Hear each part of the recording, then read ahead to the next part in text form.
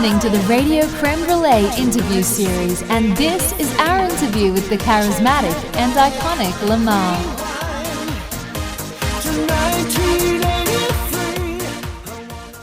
Hello, this is Pranav from Radio Creme Brulee. Oh, hi Pranav, it's Limahl. Hey, finally I get to interview you. Thank you so much for making time for this. So this is a huge privilege. Now, correct me if I'm wrong, but weren't you in Poland a few days ago? Yeah, I just got back on Saturday. Wow, what took you there? I did what we call a corporate show. That's where an artist gets hired for a private company party. Wow, that's really cool. Now, you seem to have quite a following there in Poland, don't you? Yes. Why do you think that's the case? I mean, that's kind of surprising in a sense, isn't it? I know exactly why it's the case because Kajagoogoo were very popular all over Europe at the time, but Poland had military rule imposed, Right. and basically they weren't really allowed to listen to Western music. It was all so we're basically like the it was against the law. But Wow. everybody was doing it because, they loved the music. They would listen to it quietly in their homes via, whatever means they could. And so now there's this kind of affection for all the music and the artists that um, uh, reminds them of the time before they had democracy. Right. Well, I guess that worked out very well for you and the guys from Kajagoogoo. So I think that's awesome. I think that's fantastic. Now, Limahl, I've been playing your new single 1983 on high rotation on Radio Creme Brulee because let's face it, the song is certifiably awesome and so unexpected. So, I'll be honest, I didn't think I'd have anything to get excited about this early in the year. So your song was definitely, very, very pleasant surprise. Now, I know you've answered this several times, Limahl, and I'm sure you're bored of answering this over and over again. But for the benefit of my station's listeners and blog readers, it would be great if you could tell me how your new single, 1983, came about. I did an 80s event in Norway last year, and when I got back, I was contacted by the small record label who said they were interested in collaborating on something with me, and as I do in these situations, I said, "Great, send me over about 32 bars of music, and I'll play around with it, and we'll take it from there." So for some reason, I don't know why they did this, but they sent this like really retro-sounding synthesizer on a groove, and I just stumbled on the melody, and the lyric. I want to go back in time, and then I knew I had to pick a year, so and it wasn't difficult to choose 1983. Of So course. that was my best year, or one of the best years, and so suddenly, because that's what happens in music. It's very organic. There's no real formula for that magic. You just play around, you keep looking, and suddenly Hmm. you sort of stumble on something. Right, of So course. so that's how it came about. It's just one of those sort of great fun accidents. I think it's a fantastic accident. I mean, the song is brilliant. I've played it a number of times. Got a whiff of the song just, I think, a day or two before it released, and I was like, oh my God, this is fantastic. This is such a great song. Now, Limahl, I have to confess, I obviously don't remember 1983 since I was barely 2 years old at the time. Yes. But, your song definitely makes me want to go back in time. I mean, do you miss that time? Do you miss that era of music? There's something magical about the unattainable, isn't there? Yeah, In do you know the TV series Doctor Who? I've heard of it. I've never Uh, actually watched it.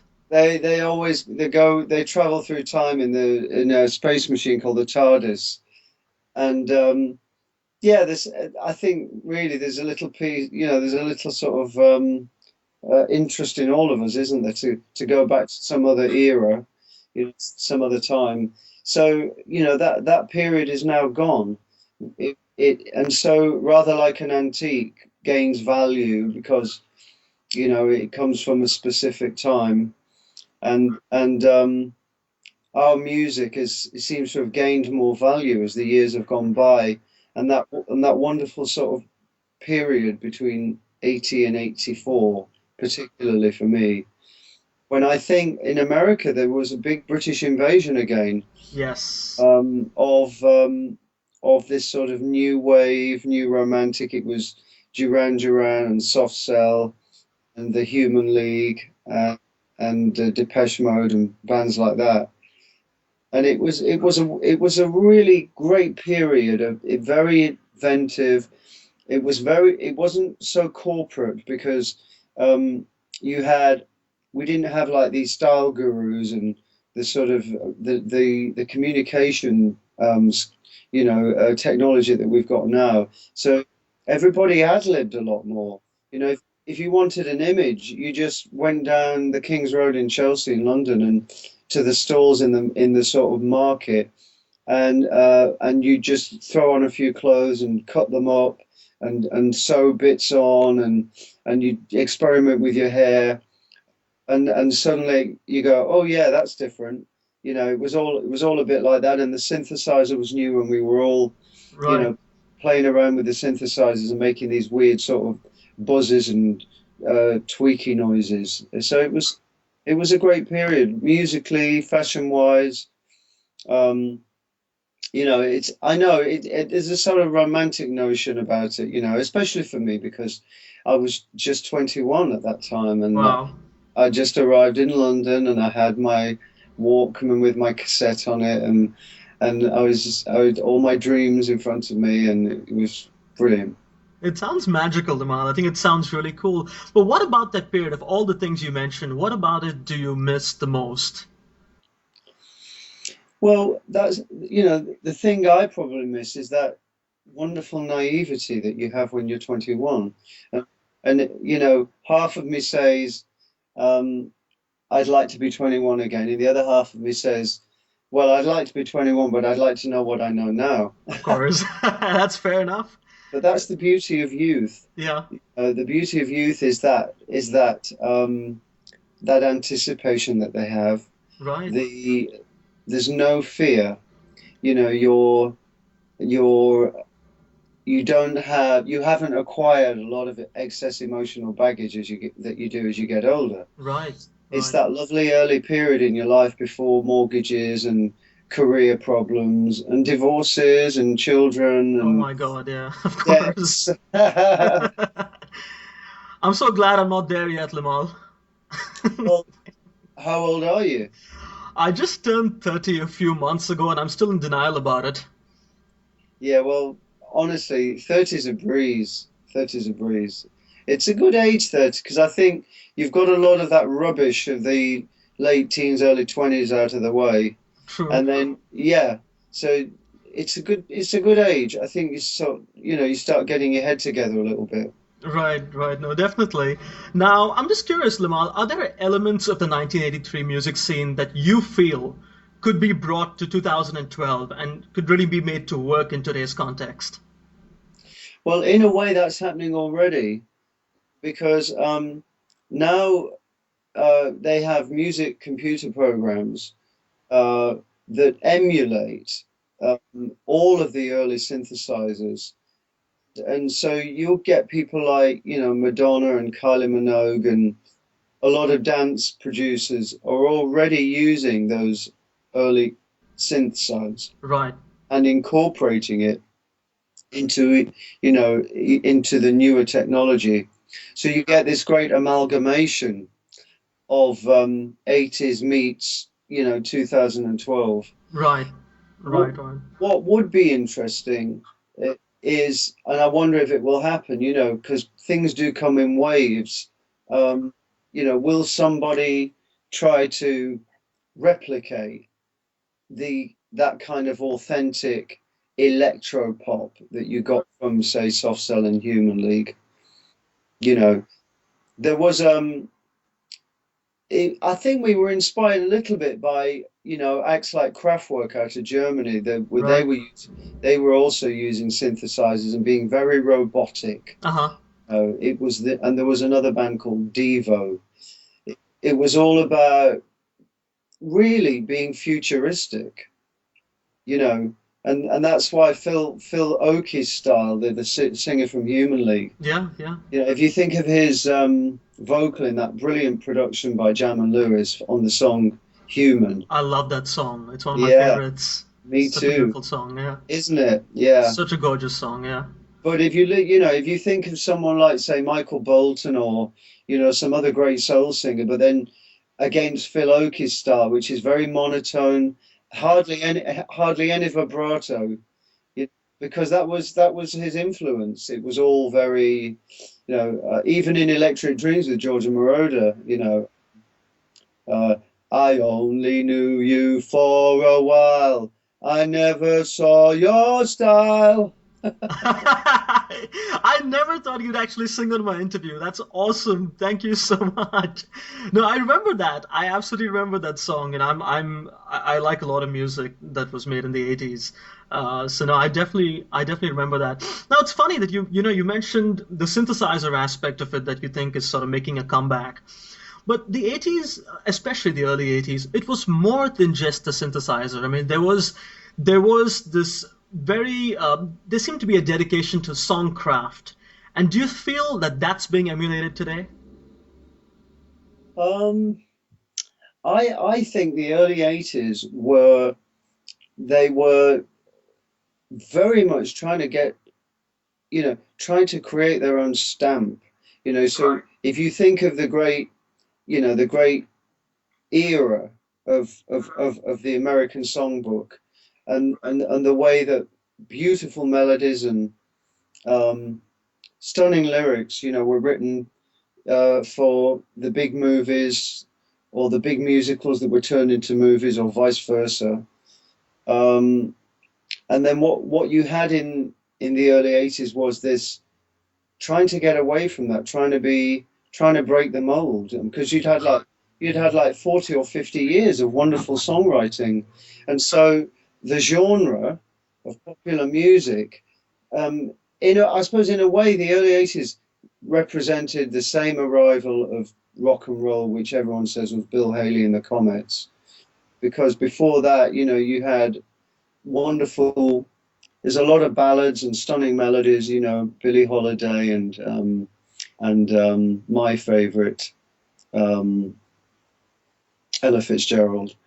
Uh, and so the early 80s was all about being more futuristic, more machine-like, more different, crazy images, crazy names. I mean, look at the band names: Yazoo, Kajagoogoo, Banana, Bananarama, you know, Depeche Mode, all these sort of weird words, Scritti Politti. Yeah.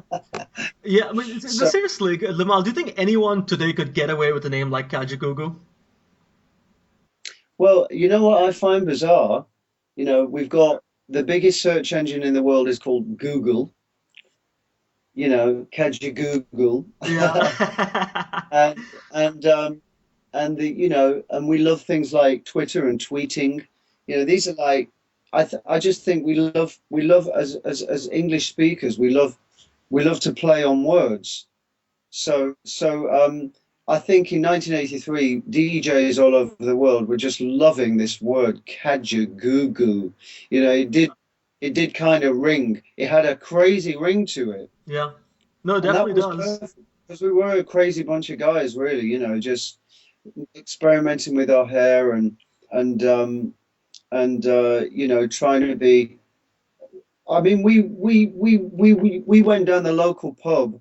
I remember when we before we got a record deal, and the whole place went silent. You know, I went in with my black and white hair, and at that time, I think the guitarist had green hair. We did literally look like we'd arrived off a spaceship. I And remember some of the images, Limahl. Your hair is famous, very, very famous. And Nick Beggs with his, oh my God, with his hair, it was yeah, a story of its own, you know. yeah. Well, yeah, I'll tell you how I got my hair.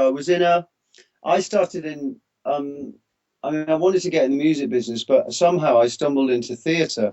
I met this girl who introduced me to an agent, and I did a show called Josephine the Amazing Technicolor Dreamcoat, Then I did a tour of that, and then I did this show called Godspell, which was a big. I think it was a sort of a spin-off of, it was that time when they were making like everything was sort of biblically influenced. So you'd Hmm. had I mean Joseph and the Amazing Technicolor Dreamcoat was of the Bible, and then of course Jesus Christ Superstar was of the Bible, and so was Godspell, and in Godspell there were six guys and six girls, and everybody had a solo song, and that was lovely because you had a moment to shine, as it were. And the girls in the show, there was a brunette, there was a red haired, a blonde, somebody with wavy hair, somebody with straight hair. And the girls looked great, and I suddenly looked at all the guys, and we all had like mousy brown hair, waving.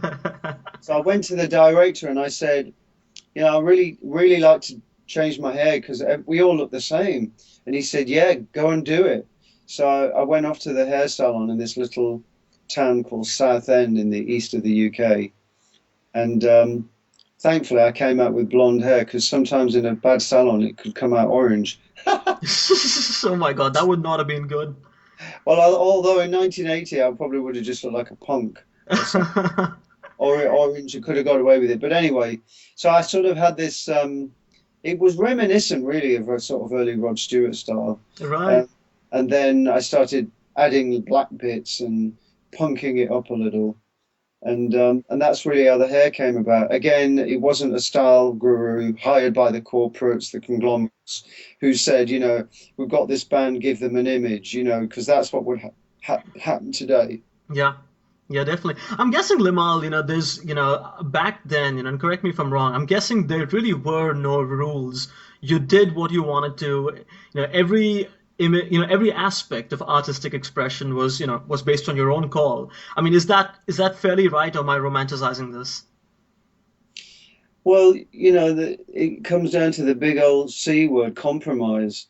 In you when you get signed by a major label or any any collaborative creative project, there's got to be compromise.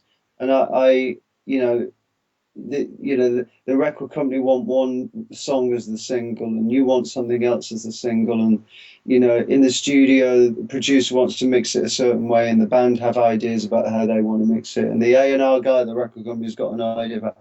So it's just one big compromise all the way. But I do remember that um, when we recorded Tisha, which was the third recording of it actually, we had two demos prior to that, where we extended bits or edited bits or whatever it was, or changed lyrics, and we finally got it right with that recording, thankfully. But with the help of the great producer Colin Thurston that worked with Duran Duran, Right. and of course the keyboard player from Duran Duran was Nick Rhodes, yeah. he was the co-producer. He's the guy that got us the deal, Right. and I think with his experience as well, finally got the recording at Too Shy right. But I remember in the record company, the single came out in January, and in December one of the guys in the corporate pulled me aside in the corridor of the building, which was very intimidating to me at that time. That whole massive, faceless, vibe that it had. And he said, your first song, Too Shy, it won't be a hit, but it'll get you noticed. Yeah, I think it's so hard for people to know. It's You hard to know, predict, yeah. really is, especially if you're a new band. I mean, yeah, if you're Madonna and you've got a huge following, everybody knows that your song's going to chart. But whether it's going to become a classic or really stand the test of time, that's something that can only, it takes years and years. Because these days songs just seem to come and go so quick. They do. They do. That's very accurate. Yeah, That's very true. Now, Limal, even though 1983 is about a bygone era, to me it sounds absolutely nothing like a retro track. In fact, I think it's a straight out modern dance track, and you sound great on it. So, given the response to this track, is this a musical style you plan on playing around with a little more, or do you want to chart new territory, musically speaking? Well, I didn't want the record to sound retro. I liked the idea that the subject was retro. Yeah. So it's very interesting that you point that out because that was very purposeful. Um, the thing is, when I'm at the gym or in the pool, when I swim, I've got these like waterproof headphones. I listen to music when I'm swimming, and I swim about once a week, sometimes twice. And swimming for 35 minutes is, you know, without music, it's a bit tedious sometimes. I can imagine. And it goes faster with music, and that's the kind of music that I listen to. I listen to sort of what I call pop dance. So it was very natural area for me to go down when the record label were talking to these German remixers. Uh, I told them the sort of things that I liked, and that's what they came up with. So and I think that's a really interesting contrast. That I think it's a great contrast. I think it's what makes the track really work, in a sense. yeah, I think it really yeah, makes it work. it's really weird when I recorded that vocal. Even I said out loud to myself, I said, "Oh, it sounds like Limahl," you know, because with me, I've sort of typecast a little. I've got these sort of two classic hits Yeah, in Europe and the rest of the world. I had another big hit with the movie song, The Never Ending Story. I remember that. Yeah. Yeah, in America, it only got to 17 on Billboard. I'm not sure how known it is in certain parts of the States, but you see, in Too Shy, everything's an F sharp. So it's too shy, shy, shy, shy do I. And then with Never Ending Story, it's a semitone higher. It's all G's. Never Ending Story. So on the new Wow. song 1993, on Uh-huh. 93, it's around the same area. You see, so immediately you go, hang on a minute, I know that guy's voice. you know, And even I myself, I listened to it back and I thought, oh yeah, I sound like Limahl on this one. I really do, you know, Yeah.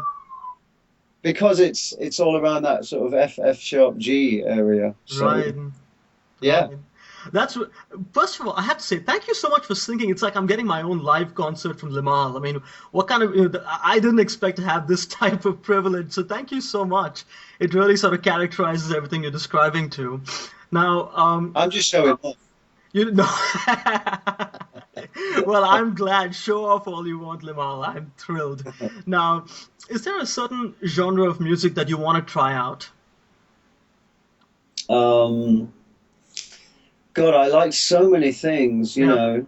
Um, I'd like to do a little jazz. I Uh-huh. never get hired to do it, and I started putting a jazz show together, and then I got distracted.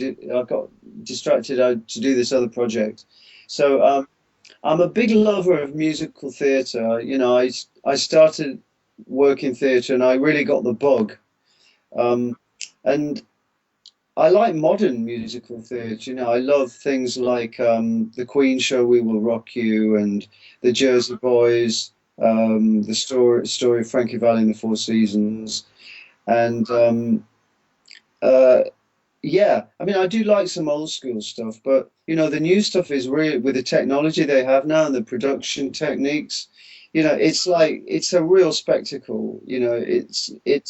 It's not like, for example, Oklahoma or Hello Dolly or something like this. And I nod my head in respect to them, of course, but so I'd like to write a musical. Is a sort of long-term ambition. I, I'm sort of vaguely working on that in the background. I've written two songs for it already, and but I don't know. It'd probably be 80s because that's what everybody associates me with. Yeah. And the two demos that I've done for it are 80s. Because it seems natural. Everybody sort of goes Limahl, Kajagoogoo, 80s, Yeah. but you have to remember that my teenage years was the 70s. So I do have a great affection for 70s style music. There was a really funny show on musical theatre show on in London, probably ran in New York, Uh-huh. called Sister Act. I've heard of it. Yeah, I've heard of it. Yeah, based on the movie with Whoopi Goldberg. Yeah, yeah, yeah. I remember that. And Yeah. I think when they approached her about that musical, she probably said, "Well, I'll do it, but you got to make the music 70s, Uh-huh. because the soundtrack is brilliant and it's so 70s." So I've been listening to that while I've been swimming. You know, I because there's a lot of scope lyrically and musically in theatre stuff. It can break the rules away from pop music a little bit more. Right. Right, that's Yeah. really cool. I really hope, I'm glad you're working on the musical, but I really hope you do a jazz track or a jazz album. I mean, you have the vocals for it, so I think it's a very natural fit for someone like you. So I really hope it happens. It would be nice to show, that I've got, I have a low register to my voice, and if I wanted to do My Funny Valentine, be down there, and and just be a little bit more, because I do have a nice low register, but in pop they always seem to want it, be a little bit higher. So Hmm. I think that will happen, but I'm not quite sure when. Sometime in the next 3 years. God, I hope so. I'm definitely gonna hold my breath for it, Limal. I think it'd be fantastic. Now, Limal, the industry has changed a lot since you started out 29 years ago. Sales are not what they used to be. Profit margins are they're substantially smaller. So now, as far as your new single 1983 is concerned, what would you consider a meaningful measure of success? Um, Gosh, I try not to think that way. Um, I don't want to put my expectations too high and get disappointed. Um, I I don't have a major record deal, and a small label in Norway approached me. Now, in the old days, if you had a single that came out across the globe, simultaneously, that would take a lot of manpower and a lot of synchronization. For example, with EMI Records, the regional offices of EMI across the world would all have to communicate, and schedules would have to be made so that it comes out in France, in Germany, in Italy, in Hmm. etc., all at the same time. But now with iTunes, for example, Yeah. you can have a global release Hmm. of a digital single Yeah. instantly. Right, right, right, of And course. so I realized that it's not a record deal with EMI. This is a small label in Norway who have limited funds and unlimited resources. But um, I love the idea that I've got this great little song that's sort of chugging away in the background, and people are getting enthusiastic about it when they discover it. And where it leads, I don't know. Where will it lead? I've no idea. It would be, if it was a chart hit and went in the charts and dropped out. We're in a state now in the UK where nobody follows the charts anymore. Right, Nobody publishes the charts. I think there may be an iTunes chart, which is more important than what they call the national charts. right. We our biggest pop show was taken off air a few Hmm. years ago. That was called Top of the Pops, Of course, I remember that. Yeah. the BBC. I mean, that was, everything was very centralized then. You Right. did Top of the Pops. We had a chart. There were four TV channels and about three radio stations, and everything was very centralized. But now it's very dissipated with, hundreds of independent radio stations, and hundreds of TV channels and the internet, and so I don't know. It's all a new experiment for me, really. I recently started a Facebook page, and I got on Twitter, and I've avoided them both for Uh-huh. years. Yeah. But I thought, well, I've got to get I've got to get with the in crowd. Uh, I've got to get on board this digital train, as it were. And I have enjoyed interacting with the fans, and it's very instant. Everything's very instant. Something happens. I mean, this interview with you, Yeah. it'll be available via the net, and fans from all over the world will listen to it. Yeah, absolutely. Absolutely. Yeah. So It's so yeah. I don't. I don't want my expectations too high. I love the song. I really love the single, and I'm very proud of what I've the song, the recording. Right. I mean, you have every Um, right to be, Limahl. It's a fantastic song. yeah, And I think you're doing something right when you cross over to another generation. And I think it's safe to say I am from another generation. And I think that's a pretty good sign that you've done something right. And I think 1983 is a good manifestation of that. I think it's I I I did an interview in the UK a couple of weeks ago with a student radio station, and it was so surreal for me to walk into this room with three 19-year-olds uh-huh. who weren't even born when the song was a hit, and enthusing about the 1980s music, early 1980s music scene, and calling me a pop icon, and then tweeting about it, and putting it on their Facebook, and then all the students are listening to it, and they're all joining my Facebook as friends, and they're all tweeting each other, and it's just like this little burst of energy, via the World Wide Web. So I just think you just don't know where it could lead. I think the possibilities are quite huge. Absolutely. There's no doubt about that. Yeah, no, I absolutely agree. It's kind of funny that you jumped straight to Twitter and Facebook. It's almost like you read my mind. That was going to be my next question anyway. Okay. So you did me a huge favor by diving directly into it. So I appreciate that. Now, Limahl, I want to go ahead and switch gears a little bit and look back at your career, both as a solo artist and with your band Kajagoogoo. Now, I think it's pretty common for many artists and bands to have a signature track that everyone associates the artist or band with. And I'm guessing, your signature track with Kajagoogoo was Too Shy. And I imagine that as a solo artist, that signature song for you was Never Ending Story. Is that a fair assertion? Totally. Okay. Now, I personally think it's great to have a signature track, but from an artist's perspective, can that sometimes be a handicap of sorts? I'm just curious.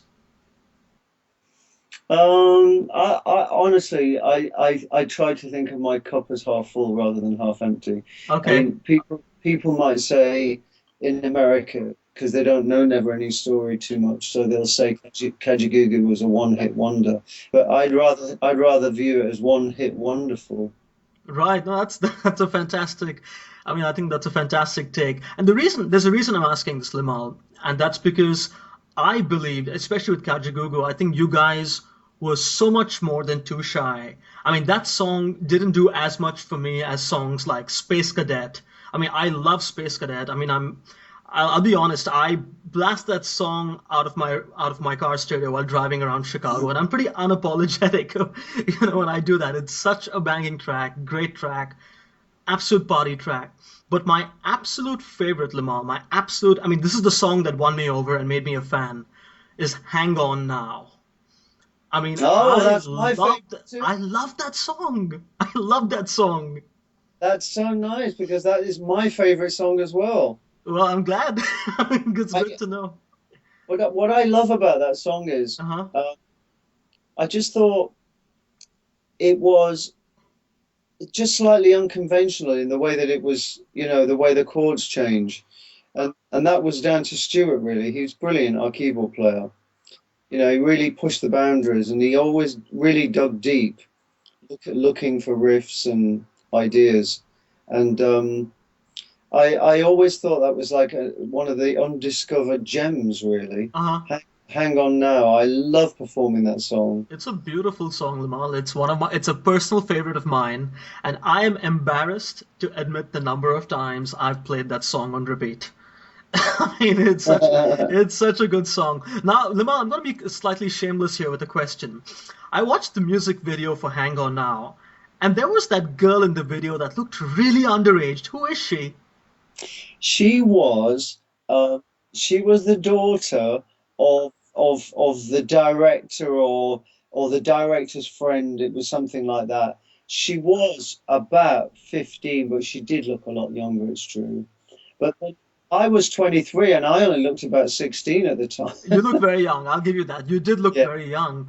But I remember watching the video and I was, there's that scene with the two of you at the bar. And I Mm. remember watching that and thinking, oh my God, Limahl's putting the moves on this girl that looks so ridiculously young.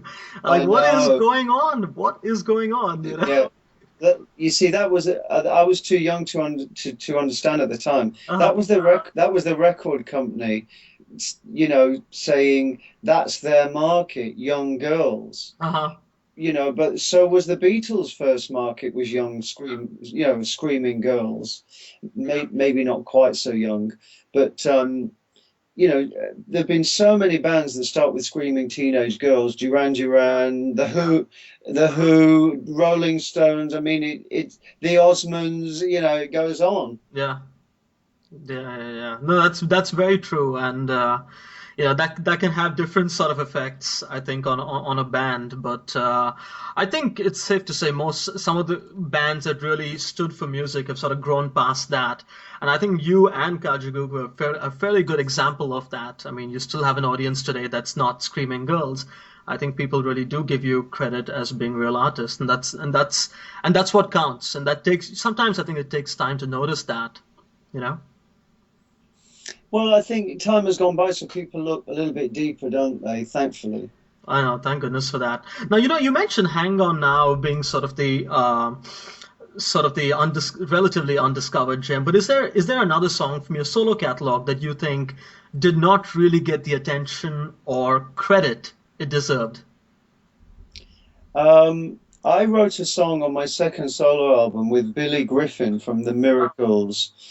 Remember Smokey Robinson, The Miracles? Of course. Yeah. Uh-huh. And Billy Griffin sort of took over from lead vocals after Smokey and the band split up. Uh-huh. And I think he had the lead vocal on I'm Just a Love Machine Hmm. and I won't work for nobody but you. Then he had a hit in the early 80s in the UK. I don't know if it was in America. Uh-huh. Hold me tighter in the rain when we're through.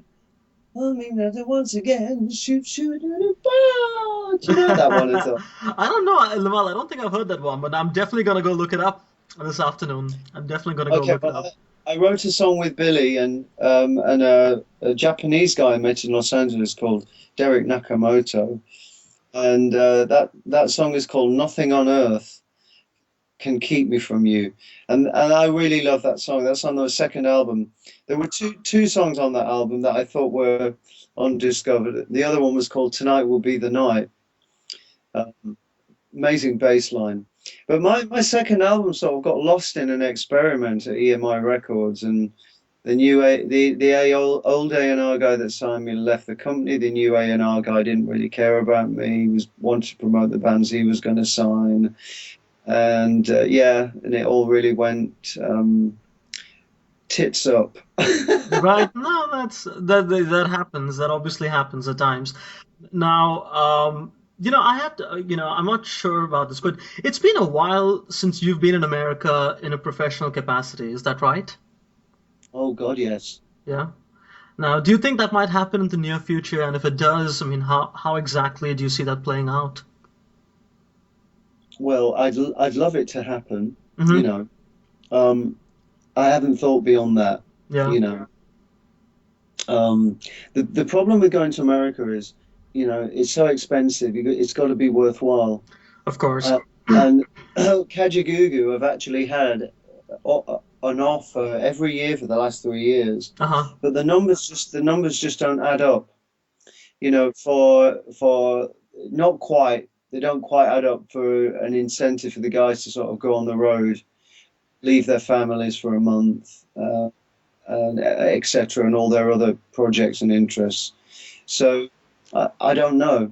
It might happen. It might not. I'd quite like to do it with Kajagoogoo because obviously the band are more known. They're great musicians and there's a certain camaraderie. Yeah. Um, that's probably more likely the way that it would happen, unless of course I had a solo hit of some description. Yeah. Maybe 1983. Who knows? Yeah, you never know. You never know. I, Actually, it's funny. I Yeah. could I could see myself very happily Yeah. traveling around America singing 1983. I would love it. You should. I'll definitely be in the audience. I'll definitely be in the audience to watch that, especially if you come over here to Chicago. That'd be very cool. Now it's interesting that you mentioned Kajagoogoo because I think you guys weren't on my radar for a long time until you released Death-Defying Headlines. That was the four-track EP. Really? Yeah, and that's what got me conscious about you guys all over again. And I was like, here's a band that seems to have taken the best of new wave because when you think of new wave, you think of that as being a bygone era. And I thought of that as a marriage of new wave meets today, and you rarely see a band get that right. And on that EP, I mean, I think the highlights of that EP are, Dreaming of the Same Thing, and of course, Space Cadet. And I was like, Mm. wow, I hope these guys don't stop at this, and I hope there's an entire album in the works. You know, I mean, it's just my 2 cents worth of input. Yeah, I really hope it happens. I really, really hope it happens.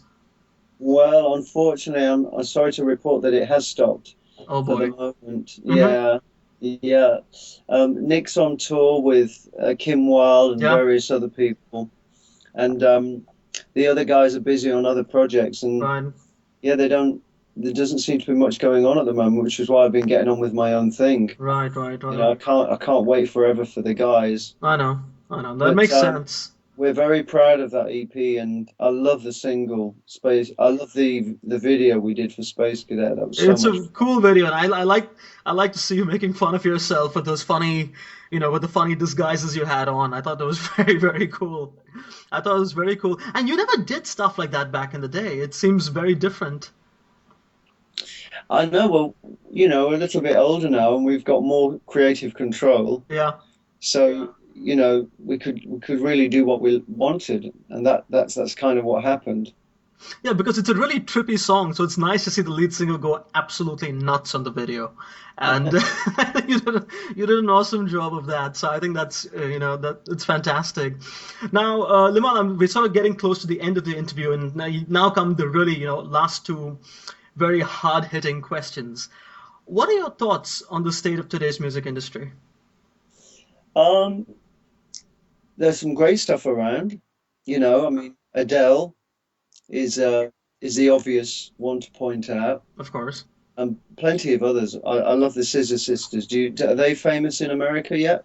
Well, I play their stuff on the radio station, but I don't Yeah. know if I don't know if my radio station I am really a reflection of America. Okay. So I mean, Yeah, and plenty of others. hmm I think, there's this sort of dominance of TV talent shows, and there are one or two artists that come through those things that are very good. The problem is you are you become very influenced by the production, that you get the stamp of the TV crew, the TV production team, their producers, their songwriters, their sound. So it's not, I don't know if that's what you want to do, but you might become a watered down version of what you want to be yeah, by but they are very appealing. I mean, but I think they give false hope because it's one in a million. Some of them are famous for, like, literally, like Andy Warhol said, it's 15 minutes of fame. Can in the UK, I could say to you, who won, um, you know, Britain's Got Talent 3 series ago, and nobody knows. no one remembers. Yeah, no one Nobody remembers. remembers already. Of course. So, and people they come off, they win the final, they have a number one single because everyone rushes out and buys it, Hmm. and then they seem to disappear. And I, my niece, I have a niece who's 23, and she wants to make it in the music business, I'm just nervous that what they want to do is walk onto one of these talent shows and be instantly famous. They're more interested in the fame than developing the talent that brings the fame, if you I like. agree. I agree. It's yeah, it's sort of it's fame over artistry, right? That's Absolutely. that's that's the obsession, and it's all. And there's also sort of this this need for instant gratification on that front. There is no concept of, we need to sort of grow into the stars we become. It's almost like we need to be the star overnight, and I think that's it's a scary attitude. I think it's a very scary attitude. See, what Adele did was amazing because although she went to a famous talent school, Hmm. they let her record her demos and Yeah. just kind of find her voice, Yeah. find her, connect her emotions to the music, Right. and so you end up with something that's very authentic, Hmm. very raw, Yeah. almost. No, that's true. So that's the state of the music industry. It's a car crash, really, isn't it? There's some good and there's some bad, but Yeah. overall, the world would be a dull, dull place without music. It really would. I live for it, so I mean, I wouldn't do what I do if it wasn't, for my love for music. And you're right, Absolutely. it would be very, very, very dull. Now that brings me to my last question, Limahl, and this is a pretty, as I said, this is a hard-hitting question. But if you could hold the reins to today's music industry for a while, what changes would you facilitate? Oh, that's a biggie. I would break up the three or four major conglomerates. Interesting. Okay.